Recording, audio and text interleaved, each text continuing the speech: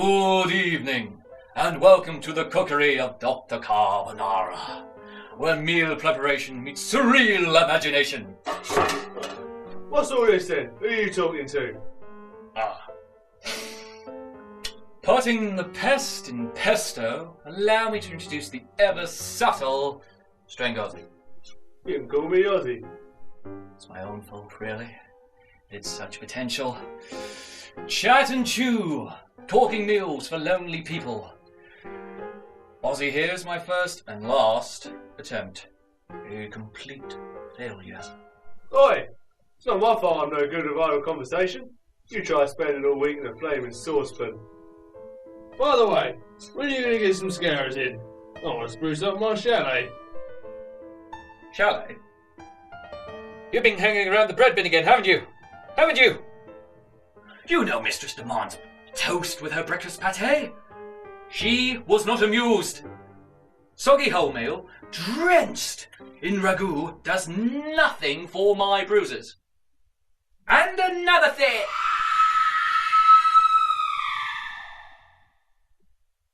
Milady is hungry. You better get cracking. 'Tis time once again for I, Dr Carbonara, to go forth and craft a meal fit for the greatest... Goof-proof cake? Goof-proof cake. If you're pressed for time, or like me, your life is on the line, here's an old fail-safe recipe for just such an occasion. So, for this recipe, you will need some eggs, some flour, some butter, and some sugar. You're also going to need some double cream and a nice handful of raspberries. It's a recipe that's so simple, even Ozzy could do it. Right. Take how many eggs you see fit. For example, I'm using 3. And then you weigh them in their shells. Then you weigh out the exact same amount of the flour, the butter, and the sugar. First, take a large bowl, like so, and then mix the butter and the sugar together. Now mix in the eggs one at a time. Ew. How can you eat them things? They look disgusting. Ozzy, Yeah, what are you made of? pasta, And what is pasta made of? flour and... touche. Now, after the eggs are mixed, take a sieve and sift in half the flour, like so.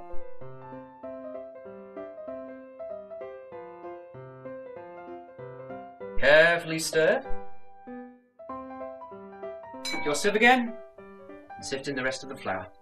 You, get you and your sifting. Now go to your oven and turn it up to around 200 degrees. Leave it to warm up. Now, grab yourself an 8-inch cake pan, grease around the edges, stick a bit of greaseproof paper in the bottom.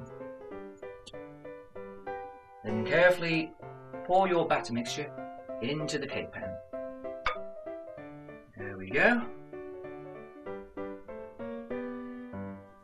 Pop that into the oven and leave it there for about 20 minutes or until golden brown.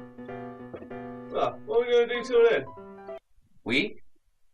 You are going to sit here and keep an eye on Milady's cake.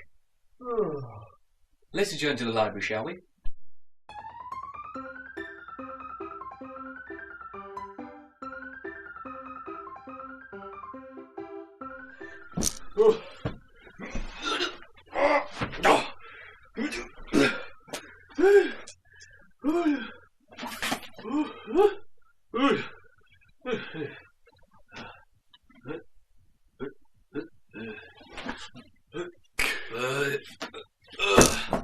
Okay. So, today's story is about greed and gluttony. So, Once upon a time, there was a baron who had a very greedy son. Now the greedy son liked nothing more than to fill his face morning, noon and night with chickens and grouse. One day, the baron finally lost his temper, and with all the rage of a boar on fire, he took his son and he locked him in the dungeon and said, "Until you learn not to be so greedy, you will eat nothing but porridge. You will eat porridge morning, noon and night."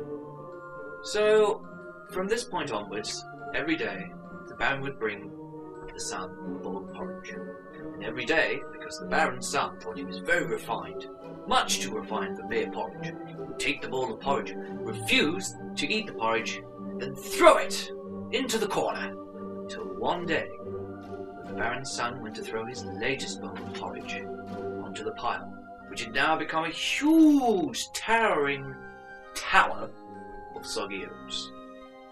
The bowl only hit the pile very lightly, and it started to wobble. Oh, how it started to wobble. And it started to sway. Oh, how it started to sway. And then it started to lean. Oh, a terrible lean. A terrible, terrible lean. It started to lean over. Its shadow was creeping across the floor like a pack of rats. The son barely had time to scream. And all at once, the boy's world came to a cold, sticky, and slightly lumpy end. The next day, when the baron came with the son's daily porridge, he was baffled to find that he couldn't open the meal hatch, or even the door. With the help of a couple of guards, he managed to force the door open, and he was shocked to see what was inside, and the baron let out a wail of fright. Now, anyone who's ever left porridge on the counter overnight will know how hard and cement-like it becomes the next day when it dries. And the baron had no choice but to chisel him out and put him to work, where the chickens and grouse could fill their faces morning, noon, and night. The end. And the moral of the story is... Excuse me one moment, would you please?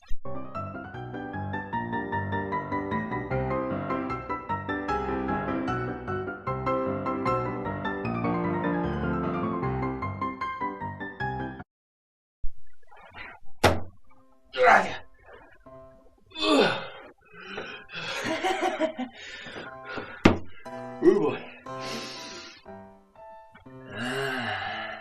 Is that it? That don't look like much. That's where you're wrong, because now we get decorative. Now, once you've taken your cake out of the oven, leave it to cool off.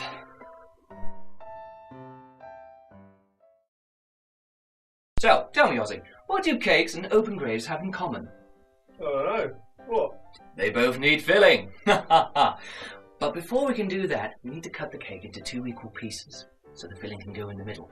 So, first of all, we take a serrated knife. Stick the knife into the middle, and then slowly rotate the cake as you cut along. That way, we can guarantee we get 2 equal halves. And now we can go on to the filling. So, take a fairly large bowl, half a pint of double cream, and a good strong whisk. Pour the double cream into the bowl, and then whisk vigorously until nice and thick. There we go, nice and thick. Take a spoon or a spatula, get a good pile of cream, and evenly spread it out. Now I'm going to take a nice handful of raspberries and scatter these over the cream. Bit like a Victoria sponge then. That reminds me, Ozzy. Where did you pick up that accent? You've never been to London. Yeah, I have. I've seen the gherkin. Gherkin? That wasn't the gherkin. It was this gherkin. Looks smaller up close. Quite. So, getting back to the cake, We now have a lovely layer of raspberries on this cake. Now we take the top half of the cake and very carefully put it on top. From this point, you can decorate your cake any way you want. I've got a little bit of cream left and some raspberries, so I'm going to use those. And now I'm going to stick a nice little bit of raspberries around the edge. And there we go. And there you have the goof-proof cake.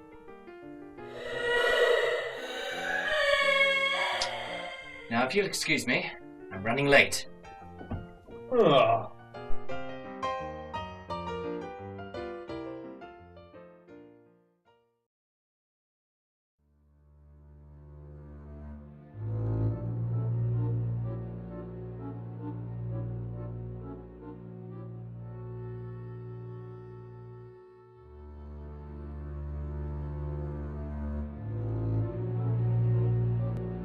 Milady.